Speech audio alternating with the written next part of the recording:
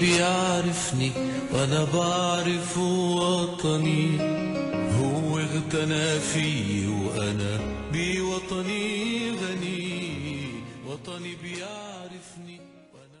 Can you hear me? Okay. So 4 years ago, a conflict began in Syria that would tear the nation apart. And today it's still going on, and it's only getting worse with the threat of ISIS. And the United States faces a few options of different types of actions we can take in order to resolve the situation there. First, we can aid the rebels, or what many people call them is the FSA, or the opposition, or we can decide to take a step back and not do anything and see what happens after, and see if the situation resolves itself, or we could help the Assad regime.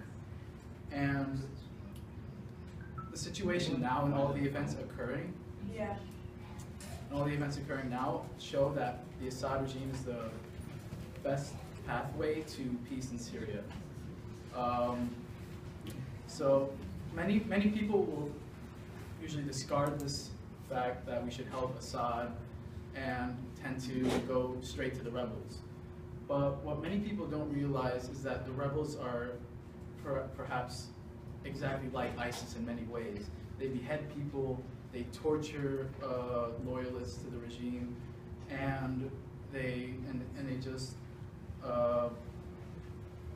they murder a lot of civilians as well.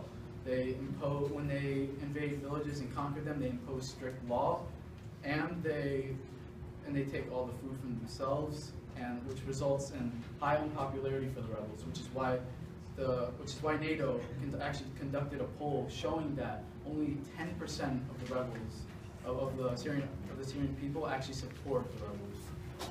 And when I went there myself this summer, and when I was there, the FSA was outside of Damascus. And what they were doing and they were launching propane tanks and bombs into the city, killing people every single day. That's not a freedom movement. Those are murderers.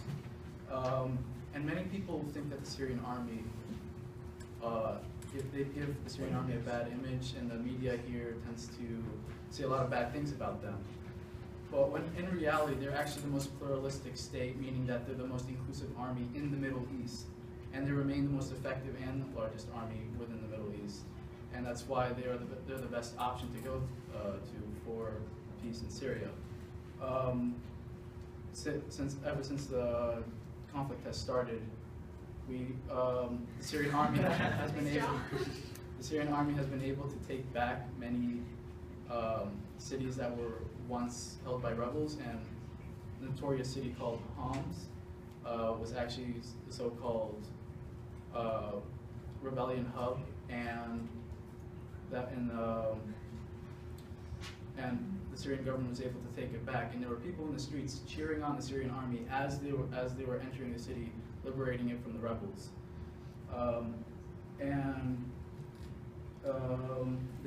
When I was there, I was talking to a Syrian soldier, and he told me a story that didn't match what Western media talks about. He saw a child on the Lebanese border that was rejected, but his parents were let in, and he was left behind. And the Syrian soldier drove all the way to Damascus, and then went all the way back to the border. And if that's your definition of cruelty, then you should really look at the dictionary. And Bashar al-Assad. The so-called red line that was drawn by the United States was when the use of chemical weapons occurred. And many people pointed their fingers at Assad, when in reality there's actually evidence that proves he did not use those chemical weapons. Seymour M. Hersh, who worked for the British intelligence agency, was actually able to acquire a sample from the site where the sarin gas was used, and it did not match any of the sarin gas that was within the Syrian arsenal. So therefore, it came from outside the country. And the United Nations themselves, a United Nations correspondent said that it seemed that the rebels conducted the attack, not the government. So, and while the United States and many European countries are saying they have evidence, they haven't really presented that evidence to the United Nations or have made it public. And the evidence here strongly suggests that Assad didn't use his chemical attacks. So supporting the rebels is like supporting terrorists, because what they're doing is violations against human rights. Now, Bashar al-Assad has probably committed a few crimes himself, but then again, is there such thing as a clean war? When was the last time there was a clean war where everyone played by the rules? There are some things that happen within the war that we cannot control. And another thing with the FSA, there was a rebel commander who reported 1,000 of his soldiers defect to ISIS. Now, putting weapons into their hands is putting weapons into ISIS's hands. And I strongly suggest that we support Assad if we want peace in Syria. To the FSA. Now, I guess beheadings aren't violations of human rights. I guess killing civilians isn't a violation of human rights, right?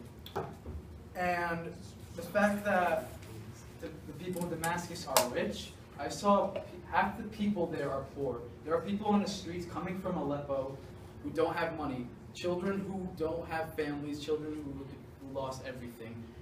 That the Assad regime does not give money to the civilians because they are using that money to fight the terrorists. Now, you said, let's look at history. And in fact, not supporting Assad would put us on the losing side of history. Let's look at Iraq. We supported a regime change in there. What's happening now? We're seeing ISIS coming in and completely destroying the Iraqi government forces. Afghanistan, President Obama just approved a prolonged conflict, and he's sending more troops. Libya, many people believe that it was a success, but do you ever hear about it now? No. Why is that? It's because that government has been taken over by extremists, and if we choose to help rebels and regime change and decide to stand by as ISIS gains power, we will see the same thing happen in Syria. We will lose another country, and we cannot afford that. And you said that supporting Assad will make us not American, but somehow supporting the FSA would make us American, even though I mentioned that half a battalion of the FSA went to ISIS. Why do we want to support terrorists? We're trying to defeat ISIS, not fuel their rage. And al-Assad has proved that he wants to work with us. He's instituted reforms. He has handed his entire chemical arsenal to the United Nations. And let's look at before the Civil War. You said that he's always hated us. Have you ever heard any stories before the Civil War? No. Did you hear about any conflicts going on there? No. So what seems to be the problem? It's because the terrorists are coming in and they want to take over another country, and we're falling for it again. Now, you keep mentioning evidence, but you've never mentioned one piece of evidence today. You said, "Oh, I have all this evidence," but you've never mentioned one thing, and you've neglected the fact that I've proved that Assad did not use chemical weapons. Now, we see videos, right? But where else did we see videos? In Iraq. And what happened to the weapons of mass destruction? We never found them. And if we want to continue to be brainwashed by Western media, then we need to wake up, because the Assad regime is the only path to security in Syria. Thank you.